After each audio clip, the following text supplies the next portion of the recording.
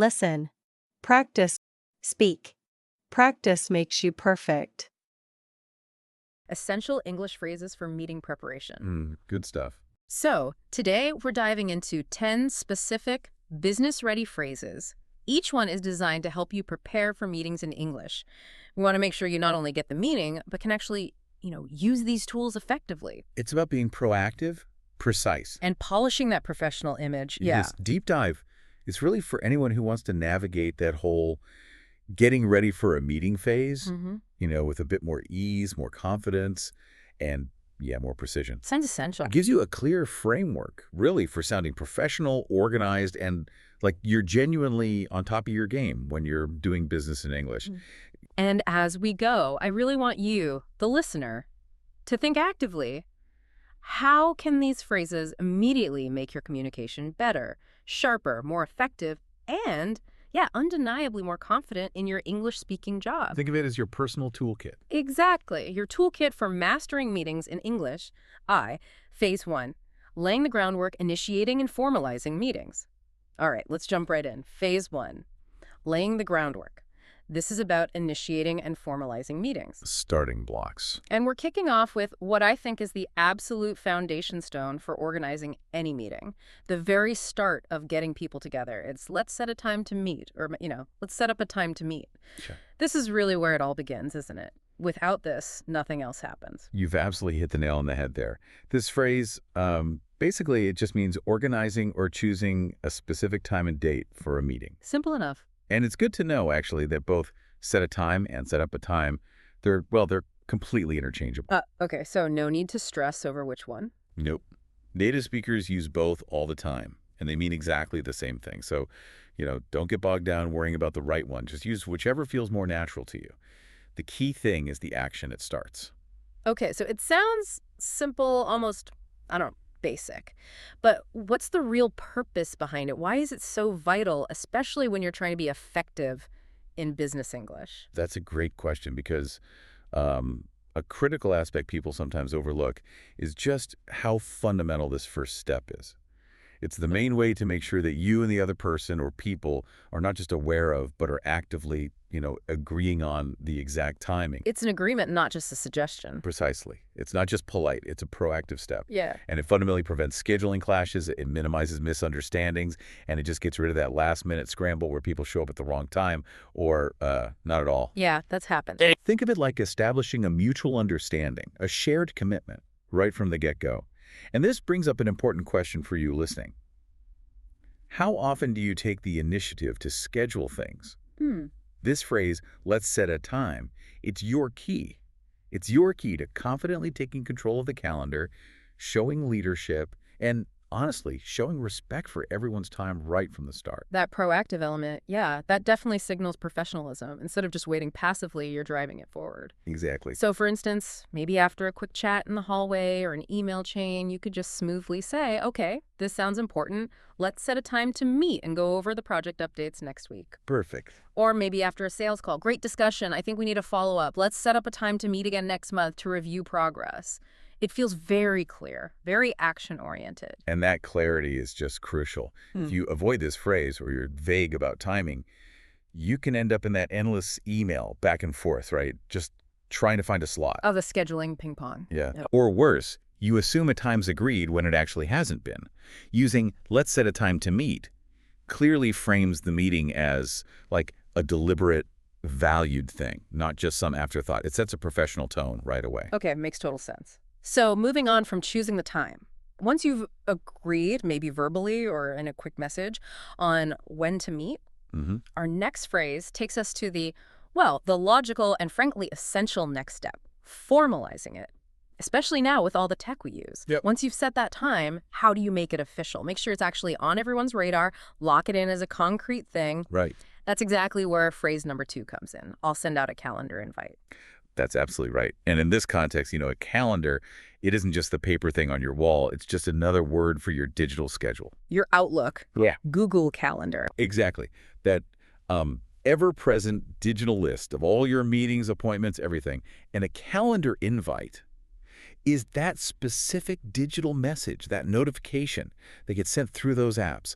Its purpose is super clear and highly functional. So It ensures the meeting will automatically just pop onto your calendar and everyone else's at the exact time you agreed on, whether it's 9:00 a.m., 10:00 a.m., whenever it's there, a visible block of time you can see and plan around. Okay, that sounds like it really streamlines things, prevents a lot of headaches. Oh, absolutely. Yeah. And it's pretty much a non-negotiable step in professional English communication these days. This phrase signals that, full integration of technology into our daily business routines. Right. It makes scheduling incredibly efficient, traceable, and, well, undeniably formal for everyone involved. It creates a clear, shareable, and actionable record. Actionable. It's not just a courtesy. It's really a critical piece of project management and team alignment. It helps prevent missed meetings because someone forgot a verbal agreement or lost a sticky note or just got overwhelmed. It's about precision and accountability in, let's face it, an increasingly digital and fast work world. That clarity and accountability, they're just invaluable. Think about the peace of mind this gives you. No more wondering if someone remembered the time right or if they even wrote it down. It's like a digital handshake, right? It solidifies your agreement and makes sure everyone has the same correct info, often including key things like the meeting link or the room number. Exactly. So after agreeing on a time, you'd confidently say something like, "Fantastic, that works for me. I'll send out a calendar invite for Thursday morning and I'll include the Zoom link." Leaves no room for doubt. And, beyond just the time and link, a really well-crafted calendar invite can also include the agenda, maybe links to relevant documents, or just a brief note on the meeting's purpose. So it preps people too. Totally. It pre-populates everyone with the context they need, which leads to better preparation all around. It's really a foundational piece of organized collaboration, making sure you're all on the same page before you even start talking. Phase 2. Clarifying and structuring, understanding the meeting's core. All right, so we've efficiently handled the when and the how of getting a meeting formally on the books. Let's shift gears now into phase 2, clarifying and structuring. This is all about understanding the meeting's core. Getting into the what's. Exactly, because knowing when you're meeting is only half the battle, right? You need to know what you're actually going to talk about. And that brings us straight to our third and equally crucial phrase. What's on the agenda? Indeed. The agenda, simply put, is the list of specific topics or items you're going to discuss during the meeting. So, in essence, when you ask what's on the agenda, you're basically asking what's the main point of this meeting and what specific things will we cover. It's direct, it's professional, and it's, well, totally necessary way to get clear on the meeting's content. It's about seeking that structure. So it's not just like passive curiosity then. It sounds more like a proactive question aimed at really preparing yourself. Is that right? Precisely. This phrase is absolutely vital because it empowers you to be, well, intensely proactive in your preparation for English at work. Seeing that list of topics before you even walk into the meeting, whether it's virtual or in person, is incredibly helpful. Why is that? It gives you that invaluable chance to spot any questions you might have beforehand. Or maybe you realize you need to do some quick research, gather some supporting data, or just organize materials you need to bring or share. Okay. Avoids being put on the spot. Exactly. This proactive approach means you're not caught off guard, you can actually contribute meaningfully, and you sound thoroughly prepared. And this raises an important question for you listening. How does having an agenda actually empower you to contribute better? Good question. It's not just about knowing the topics, it's about strategically getting ready to engage, to speak confidently in your business English, and show that you've really thought about the meeting's goals. Yeah, I can imagine many of us have felt that discomfort, right? Walking into a meeting totally blind, wishing we knew what was coming. Happens all the time. This phrase, what's on the agenda, it's your direct line to feeling prepared, feeling in control. It turns potential anxiety into actual confidence. For instance, if you get a meeting invite but it's vague, you could professionally reply, "Thanks for the invite. Just so I can come prepared. What's on the agenda for tomorrow's meeting?" Shows initiative. Absolutely. And it doesn't just show initiative, it also signals to the person who organized the meeting that you value efficiency and preparation. Interesting. It helps make sure the meeting itself stays focused and productive, avoiding those rambling discussions that go nowhere. The lack of an agenda often leads to unfocused meetings. So asking for one is a small but honestly powerful way to influence the meeting's effectiveness and your own contribution too. Okay, building on that idea of having an agenda. Just knowing the topics is a great start, but is that always enough? Often not. Right. What if you need to be absolutely certain, to leave no stone unturned in your prep? Maybe you're about to send the agenda out yourself, or perhaps it's before a really critical presentation. That leads us straight to phrase number 4, a phrase that really embodies meticulousness. Let me double check the agenda. Yes. This phrase is all about thoroughness and readiness, which is, a hallmark of really excellent professional practice in English. Yeah. To double check, it means looking at the agenda again or checking it one more time, but with a specific kind of intense focus, scrutinizing every single point closely. You want to make sure you understand every item and that you're truly unequivocally ready for everything that might come up. It's proactive error prevention and confidence building at its best. It sounds like it's about much more than just catching a typo. It's about being ready under pressure. It is. Yeah. Think about the stakes, right? If your boss or a key client or maybe some critical stakeholder asks a tough question about a specific point on that agenda, you need to be ready. Ready to respond confidently, accurately, without hesitation. Double-checking ensures that level of preparedness. It also gives you that crucial chance to spot any typos, yes, but also factual errors, or maybe make necessary changes before the meeting starts. Right. Fix it beforehand. This diligence helps you avoid that awkward, unprofessional, moment. And it showcases your unwavering attention to detail, your readiness for work in English. And we connect this to the bigger picture, right? This isn't just about dodging mistakes. It's about building trust, enhancing your reputation for reliability, and demonstrating meticulousness in your professional role. These are crucial things when you're doing business in English. Think of this as your final quality control step, your last line of defense before a big presentation or a really important high-stakes discussion. Exactly. It's a habit that just speaks volumes about your attention to detail, your commitment to excellence, your overall professionalism. For example, if you're the organizer, you might say, okay, before I send this out to the team, let me just double-check the agenda quickly, make sure all points are covered and accurate. Good practice. Or if you're attending, right, I've reviewed it, but let me double-check the agenda against my notes just to be absolutely sure. Smart move. Okay, so once you've understood the agenda, you've thoroughly reviewed it, made sure everything's accurate and clear, what's the very next step? How do you make sure your message, your own contribution, lands clearly, concisely, and with maximum impact? This brings us to phrase number 5. We need to prepare some talking points. Talking points. Yeah, these are essentially the key ideas, the main messages, the core arguments that you absolutely want to discuss, convey, or emphasize during the meeting. The must-haves. Exactly. Yeah. Sometimes these critical talking points might even be listed right there on the agenda itself, maybe as sub-items. But their main job is to act as strategic anchors for your discussion. Anchors, I like that. Yeah, they ensure that critical information gets across, that your message stays focused, and that you hit all the necessary points you plan to make. So they're not just a laundry list of everything you could say, but the distilled strategic points you must make. Precisely. They have significant strategic value. They act as a guide, whether it's mental or written down, helping you stay on track, articulate your thoughts clearly, especially under pressure, and make sure the most important information is communicated clearly and, hopefully, memorably. For non-native English speakers, prepping these points is really a fundamental part of mastering meeting prep in business English. It lets you deliver your message with impact and helps you avoid getting lost, in translation or just rambling on with extra details. What's really fascinating here is how talking points kind of elegantly bridge that gap between preparation and actual delivery. Preparation and delivery. Yeah, ensuring clarity, focus, and conciseness in how you communicate. It's about being impactful and efficient, which are qualities highly valued everywhere, right? Absolutely.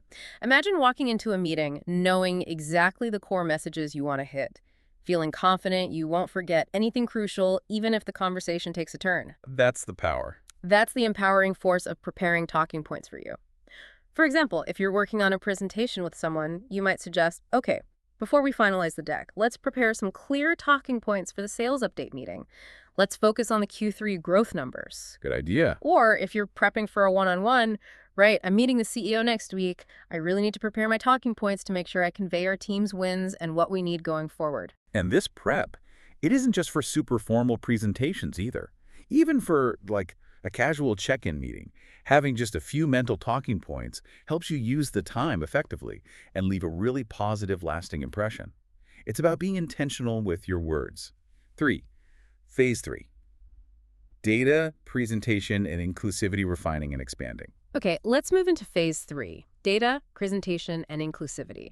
This is about refining and expanding your meeting prep strategies. Taking it up a level. Yeah. Often, business meetings aren't just about, abstract ideas or a general discussion. They're fundamentally driven by concrete data, by evidence. Numbers matter. Exactly. This brings us to phrase number 6, a phrase that signals diligent research and preparation. I've pulled the latest numbers. This is an incredibly common phrase. Very efficient. Very professional business English. Pulled, here, it's used idiomatically. It just means gathered, collected, or retrieved. Okay, pulled equals gathered. Yep. And when we talk about numbers, in a business context, we usually mean quantitative data. Things like sales figures, quarterly profit margins, market share stats, project completion rates, maybe customer engagement metrics. The hard data. Exactly. And it's not just any data. It's the specific, most current, and most relevant factual support for whatever you're discussing. So it's about having all that critical info, not just gathered, but actually ready to present and use as proof. Precisely. This phrase clearly conveys that you've methodically gone through the relevant data sources, you've organized that info, maybe analyzed it, and compiled it all together. How might that look? Perhaps into a detailed spreadsheet, maybe a compelling graph, or even integrated right into a presentation deck. It's basically a verbal signal that the information is now available and prepped, ready to be shared with clients, shown to your boss, or discussed with colleagues. So it signals readiness with facts. Yes. Readiness backed by concrete evidence-based information, which is really a cornerstone of effective business communication in English. And connecting this to the bigger picture again, I've pulled the latest numbers, signifies that crucial shift from just talking conceptually to making evidence-based decisions. Right. It actively highlights how important data literacy is in today's business world, and maybe more importantly, your ability to find, understand, and talk about that data. That makes sense. For you, the listener, this phrase isn't just about presenting raw figures. It's intrinsically tied to building your credibility. Absolutely. It tells everyone in the room you've done your homework, you're thorough, and you're ready to back up your points with actual facts. It moves the conversation from, well, I think, to, okay, the data shows. That's a powerful shift. It really is. You might confidently state, okay, before the strategic review, I've pulled the latest numbers from last quarter's report, and they indicate a pretty clear trend. Or for our budget discussion later, I've pulled the latest numbers on our spending, and we need to address a few areas. The strategic impact there is huge. It positions you as someone who doesn't just rely on gut feelings or assumptions, but on verifiable information. That fosters trust and enables much more informed discussions and ultimately better decisions. It's really an indispensable phrase for anyone presenting analysis or making data-driven proposals. Okay, building on presenting data, our discussions often need a strong visual element, right? To convey complex information effectively. Visuals help a lot. So, you've diligently gathered your data, you've refined your talking points, and now you've put them into a presentation. How do you make absolutely sure that your presentation looks as polished and professional as your content? Avoiding those last-minute glitches or, embarrassing errors. A visual check, yes. This brings us to phrase number 7. Let me run through the slides one more time. To run through something in this specific context means to quickly but thoroughly review it. It's very similar to double-checking, which we talk about. But it's typically applied to the sequential review of a presentation, especially one with visual aids. And slides, of course, are just the individual images, charts, bullet points, pictures, whatever, that make up your digital presentation deck. And the goal? The goal is simple but critical. You absolutely do not want any spelling mistakes, grammatical errors, weird formatting, or just plain wrong information on those slides that could distract people from your message. Oh, the horror. A glaring typo on the title slide, or a chart that's completely misaligned. Cringe-worthy. We've all seen it, right? That momentary cringe that pulls everyone's attention away from your brilliant content and focuses it right onto a preventable mistake. Exactly. So, running through the slides one more time isn't just about catching errors. It's really your last line of defense against those small, avoidable distractions that can totally undermine an otherwise great presentation. It's about ensuring your delivery is as polished as your ideas. Precisely. This phrase indicates that crucial final quality check, like a meticulous pre-flight checklist for your presentation. It's about making sure everything is perfect before the meeting starts, so your visual aids actually enhance rather than detract from your carefully crafted message. And that attention to detail reflects well. Absolutely. What's really fascinating here is that implicit understanding of how important presentation polish is in professional settings. It's not just about what you say, but how you present it visually, verbally, even non-verbally. This kind of unwavering attention to detail reflects incredibly well on you professionally, especially when communicating in English, where clarity and precision are so highly valued. For you, the listener, this means actively preventing those embarrassing typos, misspellings, or misalignments that can instantly derail your audience's focus. It's about projecting unwavering professionalism right down to the smallest details. You might say, okay, before the big client pitch tomorrow, I just need to grab a coffee and then let me run through the slides one more time just to catch any lingering issues. It really shows your commitment to excellence. It does. Okay, moving beyond just your own individual prep, meetings aren't always a solo performance. In fact, they rarely are, right? It's actually collaborative. Sometimes to get the best result, to get a truly well-rounded perspective, you genuinely need more voices, more viewpoints. Or maybe just more information needs to be shared with key people. Right. This broadens our scope now, thinking about wider team involvement, strategic inclusion. And that leads us to phrase number 8.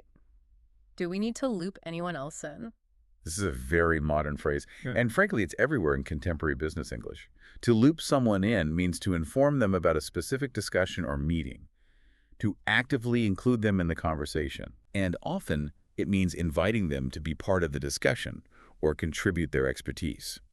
It inherently implies you think their input is valuable or that they absolutely need to know what's going on for their own work. So it's about making sure the right people are in the room, or at least in the know, for the best collaboration and decision-making. Exactly. Before a meeting, or even during an ongoing project discussion, you often have to strategically decide who should attend or be informed, because their contribution, their insights, maybe their specific expertise would be invaluable. Right. This phrase helps make that critical decision process happen.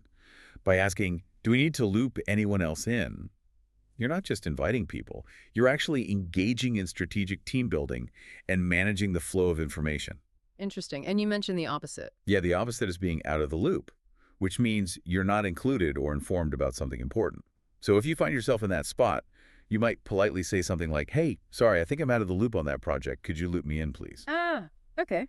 Good to know both sides. And this raises an important question for you about collaboration and team dynamics, right? In a world drowning in information, Yeah. judiciously looping people in, make sure everyone has the necessary context without being totally overwhelmed. It fosters incredibly efficient teamwork and really effective business English communication.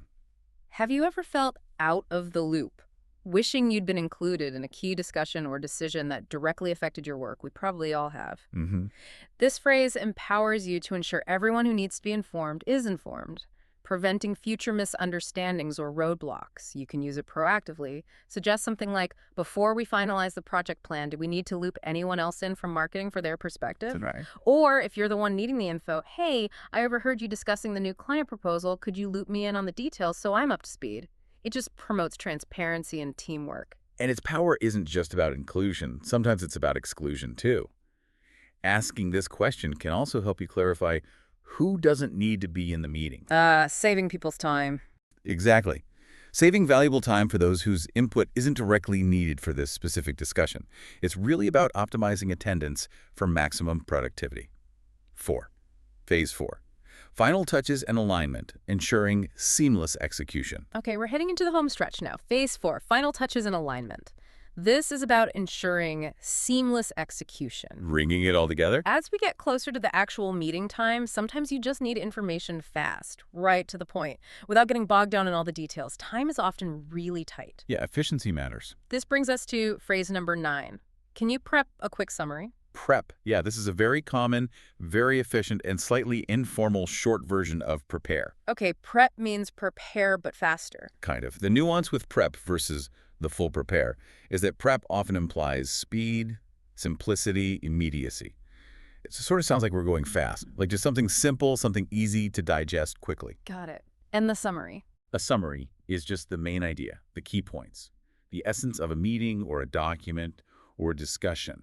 Not every single little word that was said, not every tiny detail. So it's about distilling the absolute core message, not recreating the whole thing. It's really about respecting everyone's time and attention span. Exactly. The explicit goal here is to get something that someone, maybe your manager, maybe a busy stakeholder, maybe a team member who missed an earlier chat, can read or hear very quickly and immediately grasp what the meeting or the project update or whatever is about, without needing to dive into every single granular detail. Rapid comprehension. Precisely. It's for rapid comprehension and efficiency in your communication. It's fairly vital in a busy work environment where you might be communicating in English. And what's fascinating here is that implicit understanding of speed and efficiency in modern business talk. It's about delivering maximum value quickly when you know your audience has limited time and just needs the key info now. For you, the listener, this is about getting the gist without getting lost in unnecessary details, providing that essential high-level overview. It respects everyone's precious time and ensures key information is accessible for quick review, maybe quick decision-making.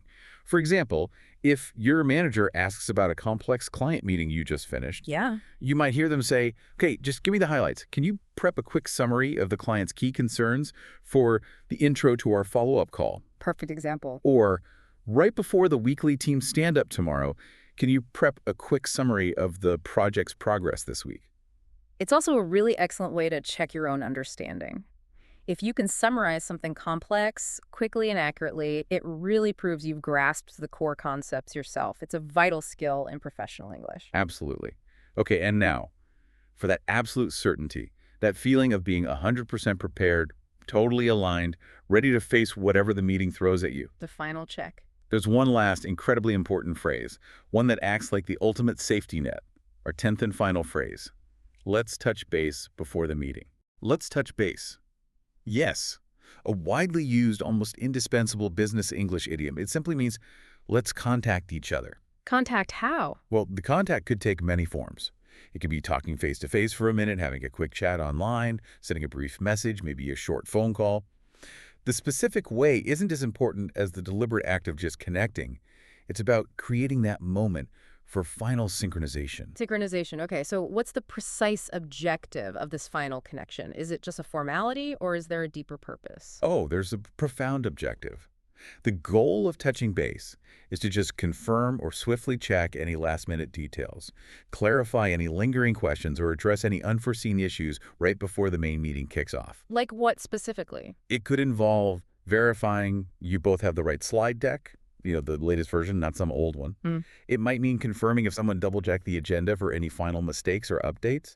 It's about asking, are you ready for the meeting? Do you have everything you need? The ultimate goal of touching base is to make sure we are aligned, which is another crucial business phrase. It means confirming that you are all on the same page, working towards the same goals, and that hopefully nothing unexpected will pop up during the meeting itself. Avoiding surprises. Exactly. It's a way to be extra organized, prevent things from going wrong, and just ensure you and your team are 100% prepared and cohesive. And connecting this to the bigger picture again, touching base isn't just about confirmation. It's about fostering incredibly cohesive teamwork. Teamwork, yeah. Actively preventing those unforeseen problems and demonstrating a consistently high level of organization and collaborative intelligence. It's really a hallmark of a well-oiled team preparing for English at work. This truly is your ultimate safety net then. Your guarantee that you and your colleagues, your team, are perfectly in sync for the meeting for you. It's the final knot tied, the last check mark ticked. You might hear or say something like, okay, given how important this client presentation is, let's touch base tomorrow morning just to make sure we are absolutely aligned on our messaging. Very common. Or, I know we discussed this yesterday, but let's quickly touch base 5 minutes before the meeting starts just to confirm who's covering which section. It really instills confidence and minimizes risk. Exactly. It prevents that awful moment where you look at your colleague during a meeting and suddenly realize you had completely different understandings of a key point.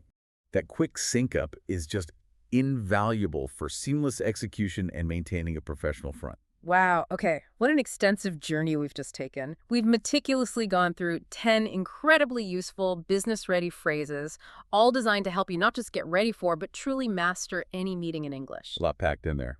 From initiating that very first contact, setting the time, formalizing the invite, clarifying the content, gathering your data, polishing your visuals, ensuring the right people are included, getting quick summaries, and making that final crucial alignment check.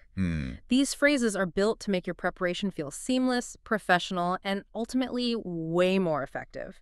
Whether you're the one organizing the meeting or you're just attending and need to contribute with confidence. Okay. These phrases can help you sound assured, clear, and perfectly prepared to navigate your English-speaking work environment. And remember, integrating these phrases into your active professional vocabulary, it isn't just about memorizing lists. It's about building genuine confidence, Right. enhancing your strategic communication, and really embodying true professionalism. Right. We genuinely encourage you to actively listen for them in your workplace, to consciously use them when you practice, and then, bravely apply them in your very next meeting. Take the leap. Yeah. Consistent, intentional application is what transforms these terms from just words into powerful tools for effective and strategic communication in business English. And that directly impacts how competent and capable you're perceived to be. So as you go about your week preparing for your own professional meetings and interactions, I want to leave you with a provocative thought to mull over. Okay. Beyond just sounding good or technically correct, consider how the precise, intentional use of these phrases can fundamentally, maybe even dramatically, change how your colleagues, your clients, even your bosses perceive your level of preparedness, your organizational skills, your overall professional competence. The perception piece. Yeah. How does mastering this business-ready language not just facilitate a smoother meeting, but actually elevate your entire professional presence, maybe even your trajectory? That's a great point. Think about that subtle but truly significant shift. Moving from just participating in a meeting to actively and confidently leading your part of the discussion with real clarity and strategic communication. Leading your part. Yeah. This isn't just about, improving your English vocabulary. It's about understanding and harnessing the profound power of deliberate language, how it shapes outcomes, fosters stronger professional relationships, and ultimately helps advance your professional career.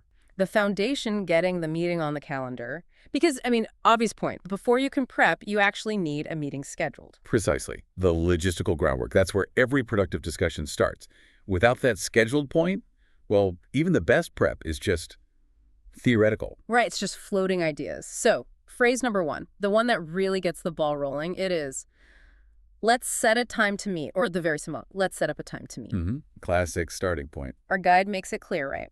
When you set a time or set up a time, you're actively organizing, choosing a specific slot. It's not passive. No, it's an action, a proposal for action. Like the example, let's set a time to meet and go over the project updates. It's not just a vague wish, it's taking the initiative to make sure everyone agrees on when. And the impact of saying that first, of initiating it, is immediate. That's what's insightful. How so? Well, by saying, let's set a time, you're not just, sitting back, waiting for someone else to maybe suggest something or hoping a date just appears. Right, you're not waiting for an invitation necessarily. Exactly. You're taking a lead. It instantly marks you as organized, proactive, and it shows respect for everyone else's schedule, their valuable time. Proactivity is gold in business. Okay, so it signals competence right away. Definitely. And the main goal, as you said, is clarity and alignment, making sure everyone is unequivocally, absolutely on the same page about the when. Which prevents a lot of problems later. Oh, absolutely. Minimizes confusion, massively reduces the chance of missed meetings because someone got the time wrong or the day wrong. It solidifies that logistical foundation. And thinking strategically, like you said, it's about time as a resource. Exactly. Time is money, right? Cliché, but true. Saying, let's set a time shows you understand that, and you want to use everyone's time effectively. You're not proposing a casual chat. You're proposing focused work. That makes a lot of sense. It really does shift the dynamic from waiting to doing. Now, the guide mentions set a time and set up a time are pretty much interchangeable. Largely, yes. Both very common, both understood. But is there maybe, for you, the listener, a slight nuance? Like, does set up a time feel a bit more involved? Does it imply I'm doing more of the background work? That's a really sharp observation. And yes, there can be a subtle difference there. Ah, okay. While both work perfectly well, set a time is very direct. It's focused purely on finding and agreeing on that time slot. Simple. Okay. Set up a time, however, can subtly imply a bit more logistical effort. It might suggest you're taking responsibility for the whole package deal. Like booking the room, sending the invite, maybe even drafting a quick agenda outline. Yeah, exactly. Coordinating multiple calendars, booking the physical or virtual space, maybe gathering some preliminary topics. It suggests a slightly higher degree of logistical ownership. Right. So if my boss says, let's set a time, maybe they mean I should find the slot. Could be. But if you say, okay, I'll set up a time for the team to meet, you're signaling, don't worry, I'll handle all the arrangements. Got it. So mastering this means you can confidently take the lead, look organized, capable, and make sure those important things like project updates in the example actually happen efficiently. Precisely. It's about moving things forward smoothly. Perfect. So you've taken that step. A time is agreed upon, maybe verbally or in a quick chat. What's the next almost non-negotiable step to make it official and get it onto everyone's busy digital calendar? Yes. This transitions us beautifully to the next phrase, which is, I'd say, a modern professional imperative. You almost can't function without it. Okay, I'm ready. What is it? It's phrase number 2. Which is, I'll send out a calendar invite. Simple, direct, and yet you hear this constantly. All the time. When you say this, you mean you're going to create and send that formal meeting invitation using, Google Calendar, Outlook, whatever the company uses. The standard tools. And that invite lands right in everyone's digital schedule. Our research really stresses this isn't just like a nice thing to do. It's expected professional practice. Absolutely. It's the norm. The example is super clear. I'll send out a calendar invite for Thursday morning. Done. Actionable. And it's so much more than just a suggestion. It really is a fundamental standard in today's business world. Using these tools shows you're tech savvy, yes. But more importantly, it shows you follow standard corporate communication procedures. Right. You know how things are done. Exactly. And think about the functions it serves. It's not just blocking time. It's a central hub, a repository for all the key details. Like what specifically? Well, the exact start and end times. The location, is it meeting room 3 or is it a Zoom link? The preliminary agenda, maybe some essential pre-reading documents attached. So everything's in one place. Everything. And crucially, it creates that undeniable digital record. Think about global teams. It eliminates any ambiguity about time zones. That's a huge one. Oh, definitely. The time zone nightmare. Right. It nails down the specific timings, who's actually expected to be there. Imagine if everyone just verbally agreed, okay, Thursday morning and hope for the best. Chaos. Absolute chaos. It prevents that chaos. It reduces last-minute confusion, stops double bookings, ensures everyone arrives, at the very least, knowing the basic details. It's the single source of truth for the logistics. So it cuts way down on those, was it 9 or 10 emails, or where's the link messages right before it starts? Precisely. It's efficient, clear, and honestly, as you said before, it's a sign of respect for people's time. You're making it easy for them. Yeah. And by saying I'll send out the invite, you come across as efficient, reliable, on top of things. Exactly. It's a vital step in professional coordination. It ensures you are seen as someone who handles logistics competently, someone who helps things run smoothly. It's about reliable, transparent communication. Prevents that meeting game of telephone. Okay, love it. So meetings booked, invites sent, it's locked into everyone's digital schedule. Now, the focus has to shift, right? From the when and where to the what. The substance. What are we actually going to discuss? And this brings us perfectly into our second section, defining the discussion, understanding the meeting's purpose. Crucial for avoiding wasted time. Absolutely. And our third phrase is key for this, especially for good preparation. It's what's on the agenda? The million-dollar question sometimes? Right. Our guide defines the agenda simply as the list of things you're going to talk about, and it highlights how helpful it is to see this before the meeting. Massively helpful. Because you might have questions, you might need to do some digging, find some numbers, organize your thoughts. Prepare your contributions. Exactly. So this is essentially asking, what's the point of this meeting? What topics are we covering? Like, what's on the agenda for tomorrow's strategy session? If we put our strategic hats back on, asking what's on the agenda is much more than just a simple question. It's not passive at all. Okay. How is it strategic? It's a strategic inquiry.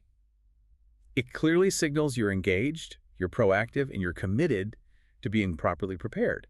You're not just planning to show up and listen. You're planning to participate. Okay. It shows intent. Definitely. And having that agenda beforehand, it's incredibly empowering for you, the attendee. It gives you that roadmap. Right. So you can. You can do your homework, do the necessary research, Organize your thoughts logically, anticipate questions people might ask you, and even start formulating your own points, your own contributions. So you're not caught flat-footed. Exactly. It prevents being caught off guard, scrambling for an answer. It lets you contribute meaningfully, confidently right from the start. And it also helps the meeting itself, right? Keeps it on track. Hugely. A clear agenda sets expectations. It frames the discussion, helps ensure the meeting stays focused on its objectives rather than wandering off into interesting but irrelevant tangents. We've all been in those meetings. Oh, yes. The ones that go everywhere and achieve nothing. An agenda is the best defense against that. It's a tool for focus and efficiency. So asking for it transforms you from maybe just a passive listener into an informed, active participant. You're not just showing up, you're ready to engage. Absolutely. Knowing what's on the agenda boosts your confidence to speak up, ask relevant questions, make valuable contributions, because you've had that vital time to prepare, mentally and practically. It's the blueprint for a good meeting. It really is. Yeah. And by asking for it, you signal, you value productivity, you value your time, and you value the team's time. You want this meeting to count. Fantastic point. Okay, so you've asked maybe, hey, what's on the agenda? And you've received it. Now what? Is a quick scan enough? Probably not, especially if the stakes are high. Rarely is a quick scan truly sufficient, especially for complex topics. Right, and that's where our fourth phrase comes in, perfectly designed for that deeper look. Let me double-check the agenda. Signals thoroughness. Our research really emphasizes that double-check means looking again, meticulously, reviewing for full understanding, spotting potential errors, maybe noticing last-minute tweaks or additions. It's about attention to detail. And the guide explicitly links this to avoiding that awful, I don't know, moment when your boss or a client asks about item 3B on the agenda. We've all felt that cold sweat potential. Exactly. This phrase is about moving from just being prepared to being, like, flawlessly ready. An example might be, okay, got the draft agenda, let me just double-check it before I confirm, or let me double-check the agenda points against my notes. This phrase really hammers home the importance of thoroughness and accuracy. In professional life, those things matter immensely. Double-checking implies a detailed critical review. It's not a quick glance, it's an active process of verification. To avoid mistakes. To avoid miscommunication, to avoid the embarrassment of presenting wrong information, or overlooking a key detail. But it's also proactive problem solving. How so? By taking the initiative to double-check it, you might catch an error someone else made. You might identify a crucial point that's missing. You might even see a way to improve the flow, or suggest adding something before the meeting starts. So you're contributing to the meeting's quality even before it begins. Absolutely. You're saving time, preventing potential confusion later, and showing you have a really keen eye for detail. That gets noticed. And personally, it helps you prepare better too, right? Definitely. It lets you anticipate those specific questions. If you see Q3 financials on the agenda, double-checking might prompt you to think, okay, what specific questions will the CFO ask about this? Do I have the breakdown by region ready? So you have the answers ready, or at least you're prepared to find them quickly. It's your final defense against being caught unprepared. Exactly. It's not just about avoiding your own errors, it's collaborative quality control, as you put it earlier. Yeah. It empowers you to ensure your preparation is top-notch, and it positions you as meticulous, reliable, detail-oriented. It's a key tactic to avoid those awkward moments and project competence. It shows you care about getting it right. Fantastic. Okay, path so far. Time set, invite sent, agenda understood, agenda double-checked. We're moving now from just understanding the roadmap to actively crafting your specific input. Getting ready to contribute substantively. Precisely. Which brings us to phrase number 5. We need to prepare some talking points. The talking points. Essential. Our guide defines these as the key ideas you want to discuss. They might even be listed on the agenda, or they might be the specific things you want to make sure you cover under a broader agenda item. Your core messages. The example is clear.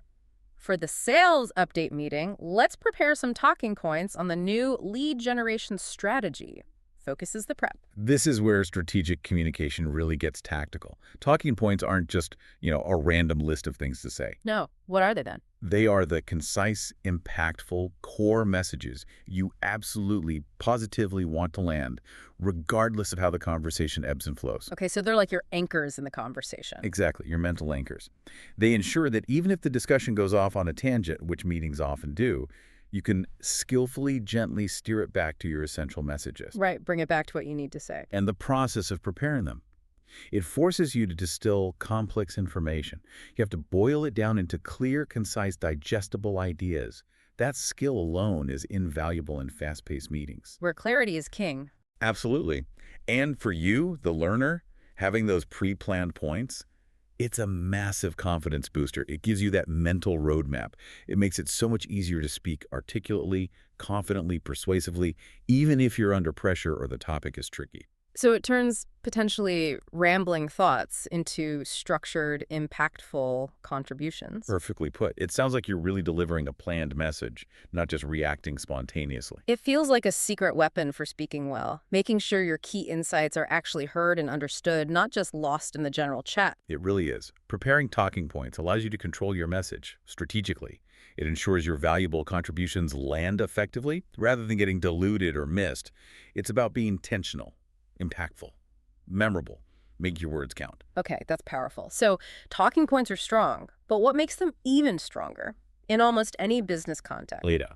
Has to be data. Exactly, which leads us right into section 3, gathering your arsenal, data, and visuals. Because numbers, presented well, they don't just talk, they shout. They give weight to your arguments. Couldn't agree more. Data is the objective bedrock. Opinions are fine, but data provides the proof. And our 6th phrase captures this perfectly. It's concise, professional. I've pulled the latest numbers. Very common, very effective phrase. The guide explains pulled as a standard business term for gathered or collected data. Could be stats, sales figures, profit margins, market share, customer feedback scores. You name it. Quantitative evidence. And usually this data gets compiled into spreadsheets, graphs, maybe slides in a presentation. The example is spot on. I've pulled the latest numbers from last quarter's report. Instantly adds credibility. And what's really fascinating is the authority it conveys. Instantly. Right. In today's business world, decisions should be data-driven, not based on gut feelings or anecdotes. So when you say confidently, I've pulled the latest numbers, you immediately signal that your input is fact-based, it's credible, it's thoroughly researched. It shows you've done the work.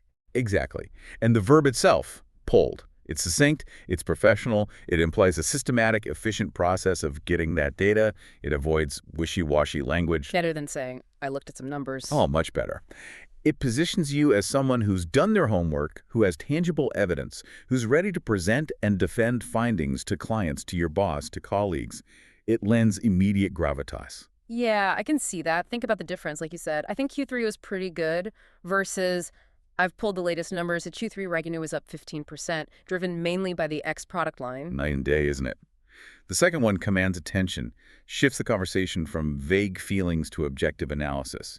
You can debate why it's up 15%, but the fact itself is established. So it's about having verifiable facts, not just opinions. Demonstrating performance with evidence. Huge confidence booster. Massive credibility builder. Absolutely. So for you, the listener, mastering this phrase, being able to say it confidently because you have actually pulled the numbers, it demonstrates your analytical skills, your preparedness, your commitment to evidence.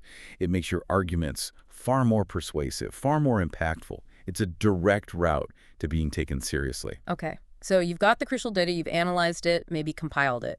Now, how do you best present it, especially if it's complex, in a meeting setting? Often. Visually. Slides are still king for complex data. Right. Presentation slides. Which takes us smoothly to phrase number 7. Let me run through the slides one more time. The final check. Essential for presenters. Our guy explains to run through something means a quick review, often checking flow, catching errors. Here, it's specifically about your presentation slides. The visuals, text, graphs, making sure they're perfect, no mistakes. Ready. Polished. The guide even compares it to double-checking, but focus specifically on the presentation itself, the visual flow. Example. Okay, team, let me just run through the slides one more time before the client arrives. And this phrase really highlights how critical visual communication is now. Well-designed, error-free slides aren't just nice-to-haves anymore. They're often essential to reinforce your message effectively. Because errors can really kill your credibility, right? Instantly. A glaring spelling mistake, a wrong number on a chart, inconsistent formatting. It distracts the audience, undermines your professionalism, no matter how brilliant your spoken points are. It makes you look careless. Exactly. And beyond just accuracy, running through the slides helps you, the presenter, practice your delivery. You check the transitions. Does the story flow logically from slide to slide? It leads to a much more polished, professional, impactful delivery. So it's about the content and the performance. Yes. And this phrase implies that final, critical check, even if you've reviewed them 10 times already. This is the last look to ensure everything is truly perfect. It shows that commitment to excellence. That last-minute polish, catching that one typo or that awkwardly cropped image before it's projected for everyone to see. Exactly that feeling of relief. For you, the listener, using this phrase confidently shows your dedication to presenting well. It ensures your message is delivered flawlessly, visually reinforcing your professionalism, leaving that strong, positive impression. It signals high standards. Okay, great. So, content is ready, data is pulled, visuals are polished. Now we need to think about the people. Specifically, who else needs to be in this meeting to make it really successful? The attendee list. Often overlooked, but critical. Which brings us to section 4, optimizing participation, who needs to be there. Because having the right mix of people in the room or on the call can be the difference between success and failure. Absolutely. Strategic orchestration of attendees, you could call it, vital for outcomes. And our 8th phrase is perfect for this. It sounds modern, collaborative. Do we need to loop anyone else in? A very current, very useful business phrase. Our research confirms this is widely used. To loop someone in means telling them about the meeting, including them, wanting them involved, and the opposite, if you're not included, you're out of the loop. Which nobody likes to be. No. So this phrase is about proactive inclusion. Example. Before we finalize the plan, do we need to loop anyone else in from marketing or legal? And this phrase signals a really proactive, strategically smart approach to managing stakeholders. It's not just about adding names to an invite list. Yeah. What's the strategy? It's about carefully identifying who else might be absolutely critical for success. Maybe you need their specific input. Maybe you need their decision-making power. Or maybe they simply need to be informed so they can take action afterwards. Okay, so it's purposeful inclusion. Exactly. And think about the problems it prevents. Information silos. When someone isn't looped in, they feel, well, out of the loop. And that almost always leads to delays, rework later on, maybe even resentment. Why wasn't I told about this? Right, that feeling of being blindsided. This simple question helps stop that before it happens. It makes sure all the necessary perspectives are at the table. It ensures maximum informed contribution. It encourages that collaborative mindset. So you're making sure everyone who needs to be there is there, avoiding those, if only we'd asked Sarah earlier, moments. Or having to have a whole separate meeting just because someone key was missed first time round. Precisely. You're optimizing the meeting for success from the start by having the right people involved. Using this phrase shows your foresight, your ability to see the bigger picture, the organizational context, the interdependencies. But it makes you look strategic. Definitely. For you, the listener, it positions you as a valuable player in effective team communication and collaboration. You ensure decisions are well-informed, inclusive, have the necessary buy-in. It shows you think beyond just your own tasks. You see the whole system. That's a really valuable phrase. Okay, now, say you've got the right people, the meeting happens, or maybe you're just preparing some background. How do you efficiently summarize things for those involved, or maybe for stakeholders who couldn't make it? Brevity is key here. People are busy. Right, and phrase number 9 addresses this directly.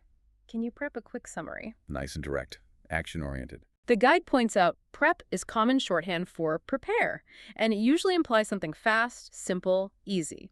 And a summary focuses on the main points, the core idea, designed for quick understanding. Getting to the essence. Example given. Before the main presentation, can you prep a quick summary of the project's background for the intro? Sets the stage efficiently. This phrase really taps into the value of conciseness in business. Time is so precious. Information overload is real. Requesting a quick summary explicitly asks for brevity. It shows you understand time constraints, you value efficiency. Right, you're not asking for war and peace. Exactly. And think how useful a quick summary is. It's perfect for introductions, like the example. Perfect for briefing people who miss the meeting but need the key outcomes. Perfect for rapid updates to senior managers who just need the headlines. So it makes information accessible quickly. Without requiring a deep dive into every single detail, it ensures key information gets across without bogging people down. And the phrase itself, "Can you prep?" can also be a clear, focused way to delegate a task. Shows confidence in the other person to distill the information. Yes. It sets clear expectations. Yeah. Keep it brief, focus on the main points, make it impactful. So it's about cutting to the chase, getting the essence across without the fluff. And being able to prep a good, quick summary is a skill in itself. It really is. So for you, the listener, being able to do this, to prep a quick summary or to ask for one effectively, it allows you to process and share key information rapidly. Keeps everyone aligned without drowning them in detail. Exactly. It fosters a more efficient, agile communication flow. It shows you can prioritize and communicate what really matters. Excellent. Okay, we have covered so much ground in getting ready. Set the time, sent the invite, got the agenda, double-checked it, prepped talking points, pulled the data, run through the slides, looped in the right people, maybe even prepped a summary. Phew. It's comprehensive preparation. It is, but is there one last step, that final check-in, the last-minute alignment to make absolutely sure everyone's ready, no surprises? Yes. The final alignment, the pre-huddle. It's often overlooked, but can be so valuable. Which brings us to our final section. Final alignment. The pre-meeting huddle. This was where you tie all those threads together. The final knot, ensuring a smooth start. And our 10th and final phrase is the perfect way to initiate this. It offers that ultimate reassurance. Let's touch base before the meeting. Another classic, very useful phrase. Our guide explains to touch base means contacting each other face-to-face, quick call, maybe just a quick message specifically to confirm or check those last-minute details.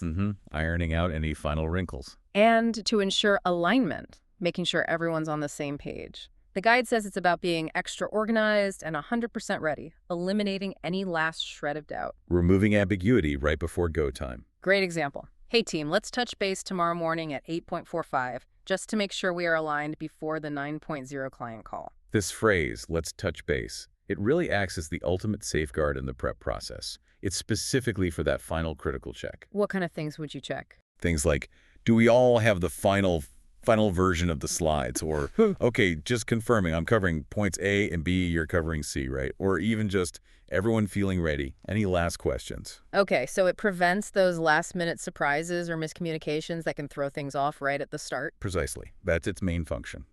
Proactive problem prevention. But it also has a huge psychological benefit. It builds team cohesion. How does it do that?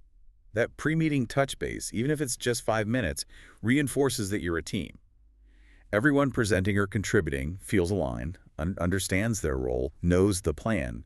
You project a unified, confident front. Right, you look like a well-oiled machine. Exactly. And personally, for you, the learner, knowing you've had that final check-in, it can dramatically reduce that pre-meeting anxiety. You can walk in feeling calmer, more focused on the actual content, not worrying about, did I forget something? Yeah, it provides that sense of shared confidence. We're all ready. It really does. It's that extra layer of polish, that final safety net.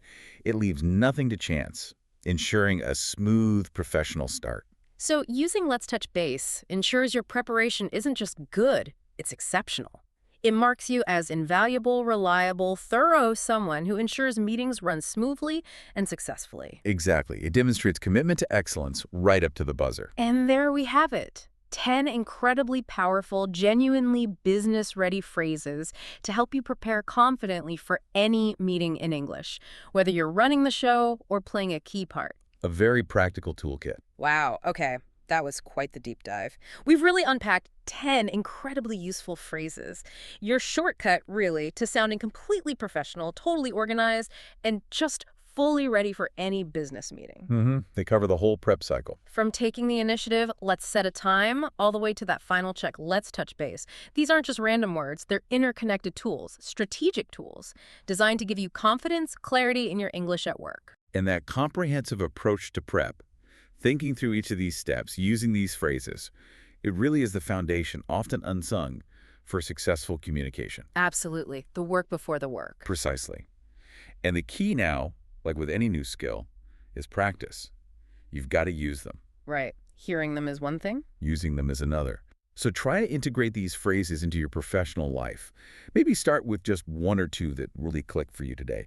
Remember, confidence grows with repetition, with actual use. Good point. And hey, for your ongoing study, your reference, you can grab a PDF transcript of this deep dive. It's got all 10 phrases, the key explanations, all laid out, super convenient. That link, it'll be right there in the description for you. Perfect. Easy to review. And we genuinely love hearing how you put these ideas into practice. So if you use these or if you have other go-to phrases for meeting prep that work wonders for you, please let us know in the comments. Share the knowledge. Yeah, definitely share your tips too. And speaking of preparation, we've spent this whole deep dive focused on getting ready for the meeting. Right. Everything leading up to it. The pregame strategy. But it does raise a really interesting question, doesn't it? Something for you, our listener, to think about as you start using these phrases. Okay. We've prepped meticulously, we've set the time, got the agenda, points, data, alignment, check, check, check, check. But then what happens when you're actually in the meeting? When it's live, dynamic, maybe unpredictable? The meeting itself, a whole different ballgame. Exactly. So the question is, how might this very act of preparing so thoroughly, using these specific phrases beforehand, actually set the stage for how you perform during the meeting, how you speak, how you listen, how you influence things once it actually starts? That's a great connection to make. And what kind of in-the-moment phrases then become essential to keep that momentum, that confidence, that clarity going when the discussion is happening live? Something to really mull over. How does prep translate directly into performance? Exactly. Think about that connection as you integrate these powerful preparation tools into your routine. A really provocative thought indeed. Because the quality of preparation, it always influences the quality of performance. No question. Thanks so much for joining us for this essential deep dive into meeting mastery focused on preparation. We hope it helps you walk into your next meeting feeling more ready than ever. We'll see you soon on the deep dive. A strategic communication, really. Strategic communication. I like that. It is strategic, isn't it? And the guide we used, really good stuff. Not just the what, but the why. Definitely. So let's kick things off. Section 1, the foundation, getting the meeting on the calendar. Yeah. Because, nothing happens until it's actually scheduled. Step 1, always. The basic logistics. Without that, well, yeah, pointless. Exactly. So first phrase, the one that gets the ball rolling, Yeah. Let's set a time to meet. Or you might hear, let's set up a time to meet. Our source says this is basically about organizing. Choosing that specific time, like the example. Let's set a time to meet and go over the project updates. It's about taking charge of the when. And the impact of saying that first, it's immediate. You sound organized, proactive, you respect people's time. Right. You're not just waiting around. No, you're leading, taking that next step. And that proactivity, highly valued, always. The main goal, like you said, is clarity, alignment, getting everyone on the same page about the when. Cuts down on confusion. Missed meetings. Massively. It just builds that solid foundation. And thinking bigger, it shows you get how important time is in business. You're making things happen, moving projects forward. Yeah, I see that. It's definitely professional, not just, hey, want to meet sometime. No, it's directive, purposeful. Yeah. Now, the guide says set a time and set up a time are pretty much interchangeable. Yeah. But I wonder, is there a subtle difference? Does set up a time maybe imply a bit more effort? Like, I'm not just picking a slot, I'll handle the room booking, juggle schedules. That's a really sharp observation. Yeah, there can be a slight nuance there. Both work, totally fine. But set a time feels very direct, almost transactional, just about the time itself. Okay. Set up a time, though. It can carry that hint of, more logistical involvement. Like you're saying, I'll check the calendars, find the room, maybe send out materials. It suggests you're managing the whole setup. So it kind of signals a bit more ownership of the process. It can, subtly. It suggests you're committed to the whole organizational piece. Enhances that perception of reliability. So yeah, mastering this lets you lead the scheduling, look organized, and make sure those important updates actually happen efficiently. That makes total sense. Proactive ownership. Okay, so you initiated, you've agreed on a time. What's the absolute next step to make it official, get it in everyone's calendar? Ah, yes. That brings us straight to the next essential phrase. The cornerstone of modern meeting logistics, really. Which is, I'll set out a calendar invite. Yeah. Simple enough. The guy clarifies, calendar just means your digital schedule. Google Cal, Outlook, whatever. Right. So you're saying, I'll create and send that formal digital invitation, makes it official, locks it in. Like, I'll send out a calendar invite for Thursday morning. Done. And this isn't just like a nice suggestion. It's pretty much standard practice now. A professional must do. Right. Shows you know how things work. Exactly. It shows tech savviness, adherence to norms. But the benefits go way beyond that, that invite. It's like a mini hub for the meeting. How so? Well, it blocks the time, obviously. But you can put everything there. The agenda, pre-reading files, the Zoom link, a quick purpose statement. It's all in one place. Okay. Like a central record. Precisely. A clear digital record. It gets rid of almost all ambiguity, time zones, start 10 times, who's supposed to be there. It just cuts down on that last-minute panic. Wait, what time was that? Where's the link? Yeah, I hate those emails 5 minutes before, so it really boosts efficiency, clarity, digital housekeeping almost. You got it. And when you use this phrase, you look efficient, reliable, organized. It's crucial for professional coordination. Shows you handle logistics properly, keep things running smoothly. Think about the alternative, just talking about a meeting, no invite. Chaos waiting to happen. Yeah, people forget double book. The invite prevents that. Okay, Yeah. Meeting set, invite sent, calendars blocked. Now the focus shifts critically from logistics to content. What are we actually discussing? The substance. Which leads to phrase 3, super important for prep. What's on the agenda? The guide's definition is simple, the list of things you're going to talk about. And it stresses how helpful this is for preparing beforehand, asking questions, doing research, organizing your own thoughts. It's basically asking, what's this meeting really about? Like, what's on the agenda for tomorrow's meeting? And connecting this back, this isn't just asking for info, it's a strategic move. How so? By asking, you're showing you're not just going to sit there passively, you're engaged. You want to be prepared.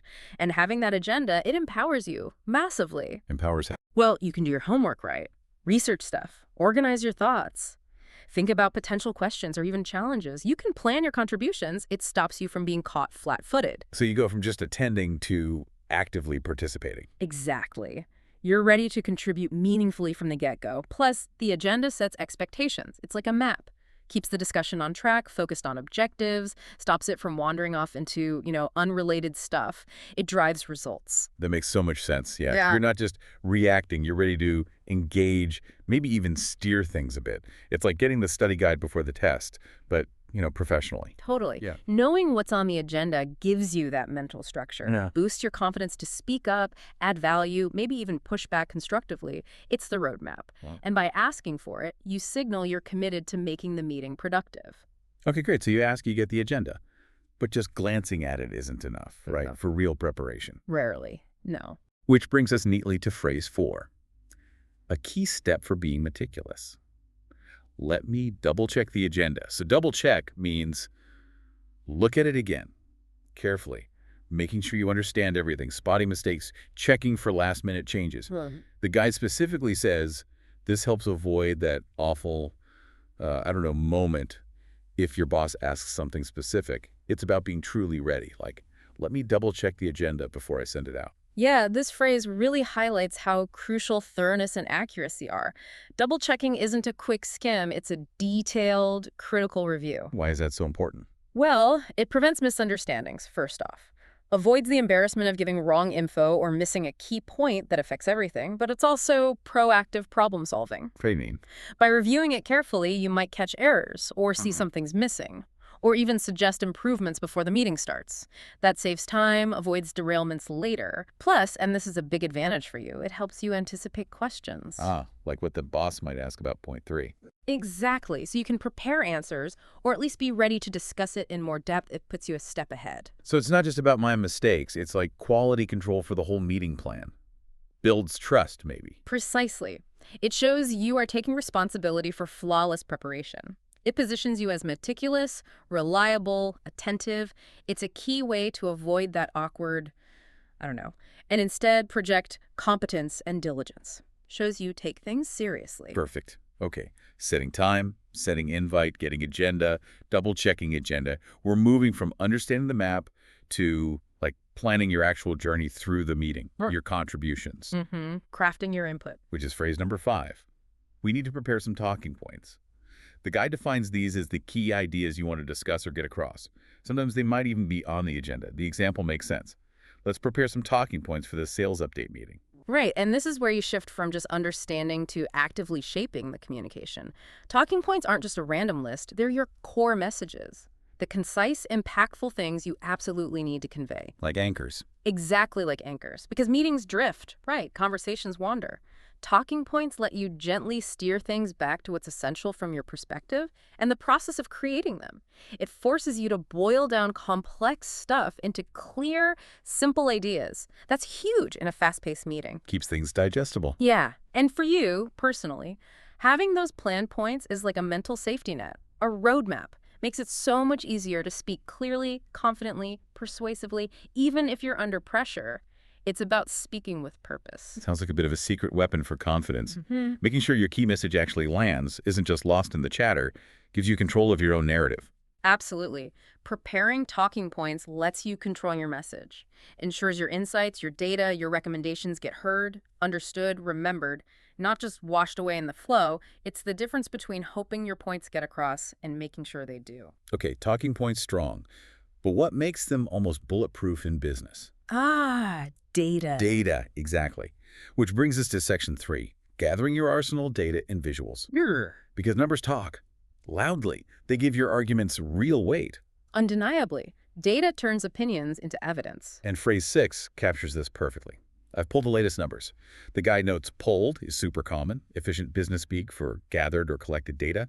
Usually means stats, sales figures, profit margins, market share, the hard stuff. Often in spreadsheets or charts. Example, I've pulled the latest numbers from last quarter's report.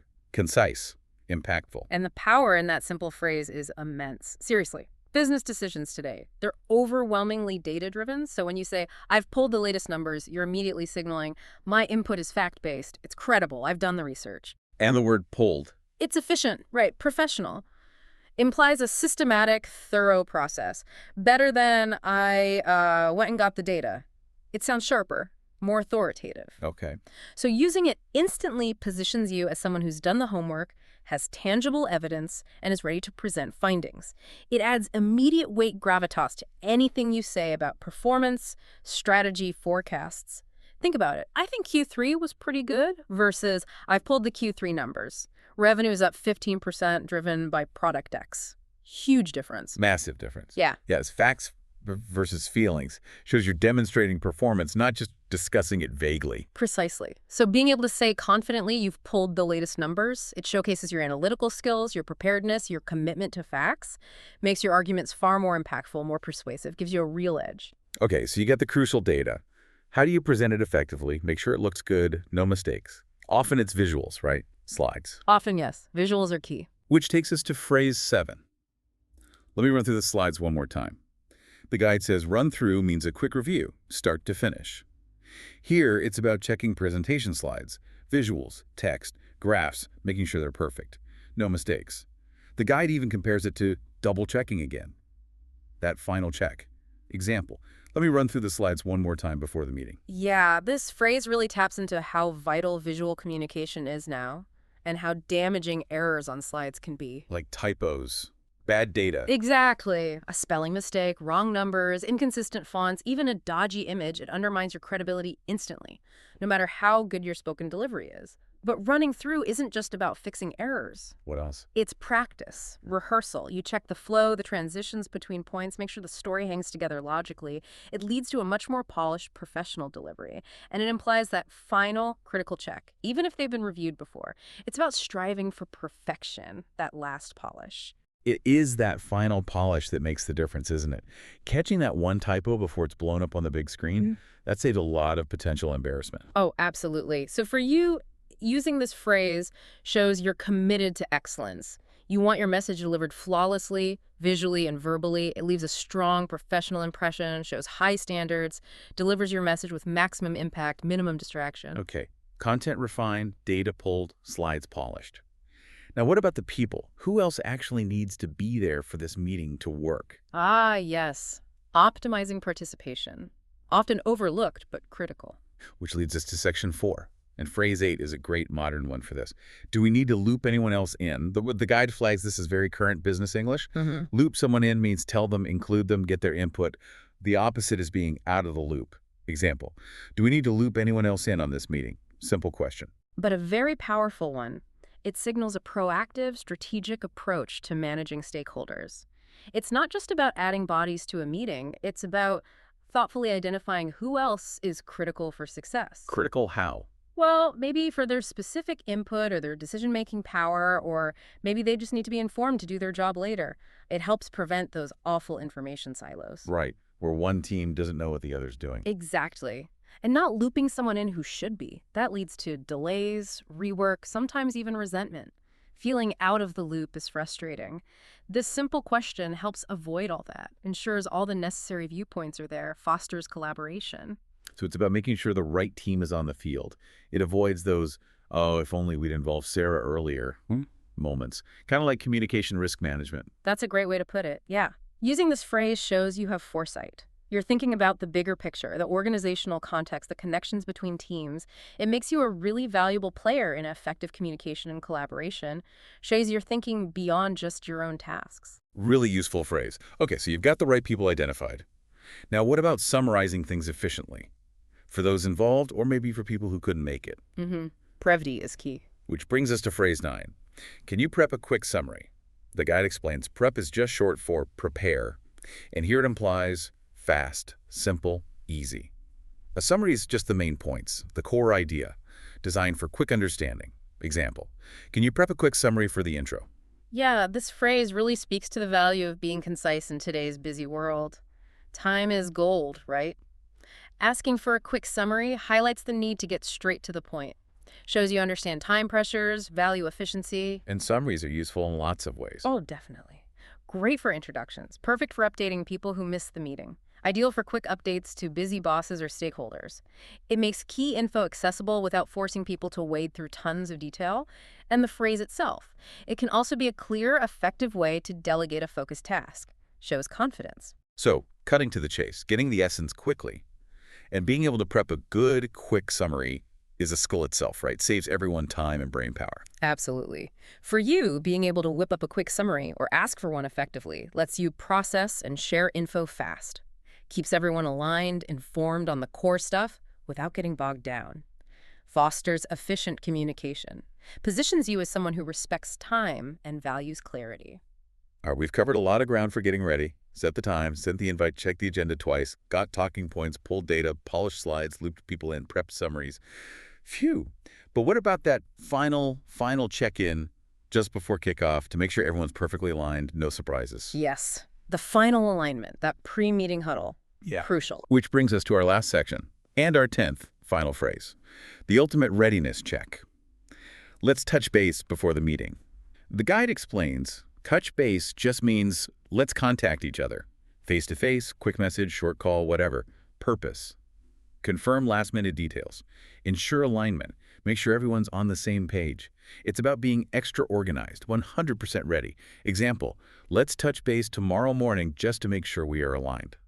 This phrase, let's touch base, it's like the ultimate safety net in meeting prep. It's for that final detailed check. Do we have the absolute final version of the slides? Are we crystal clear on who's covering point 3? Is everyone ready with their part? It proactively kills those last-minute surprises. Like someone forgetting a report or thinking someone else was presenting a section. Exactly, those little things that can throw everything off. But touching base also does something else important. It builds team cohesion, confidence. How? It ensures everyone presenting is aligned. Same message, same approach, same goals. You project a unified, confident front. And psychologically, for you, knowing you've had that final check, it can seriously reduce pre-meeting jitters, lets you walk in calm, focused on contributing your best, builds that sense of, we've got this. Yeah, it's that extra polish, that final assurance. We're ready. Yeah. Leaves nothing to chance. Yeah. Like doing up the top button before you go on stage. Exactly. Using Let's Touch Base ensures your preparation isn't just good, it's outstanding. It cements your image as a super reliable team member who ensures smooth, successful meetings, shows commitment to excellence right up to the last second, mark of a real pro. And there we have it. 10 incredibly useful business-ready phrases, all unpacked, designed to help you prep for any English meeting with more confidence and strategic smarts. Wow, that was quite the journey. We covered 10 really practical phrases. Your shortcut to sounding professional, organized, totally ready. From setting the time, sending the invite, checking the agenda, prepping talking points, pulling numbers, running through slides, looping people in, prepping summaries, and that final touch base. Yeah. These aren't just random words. They're tools. Tools to give you confidence, clarity, control. Whether you're running the meeting or just playing a key part, it's the foundation for good communication at work. Absolutely. And the real magic happens with practice, right? Yeah. So we really encourage you Try using these phrases this week. See how they feel. And don't forget, you can get the full PDF transcript of this deep dive. It has all the phrases, the explanations, great for review. The link's in the description. Yeah, definitely grab that. And hey, let us know in the comments how it goes. Or if you have other favorite prep phrases, we'd love to hear them. Definitely. And speaking of prep, we focused entirely on getting ready. Yeah. But that raises a big question for you listening right now. Mm-hmm. Okay, you've prepped, you've got your points, your data, you're aligned, you did all the groundwork. But what happens when you're actually in the meeting? The next stage. Right. How might using these prep phrases actually, maybe subtly, change how you act during the meeting? How you speak, listen, influence things once it starts? And then what kind of phrases become essential in the moment during that live discussion? Something to think about as you master these prep tools. That's a great thought to leave folks with. Excellent prep definitely shapes excellent performance. Thanks for joining us for this deep dive into meeting mastery. We'll catch you on the next episode of The Deep Dive.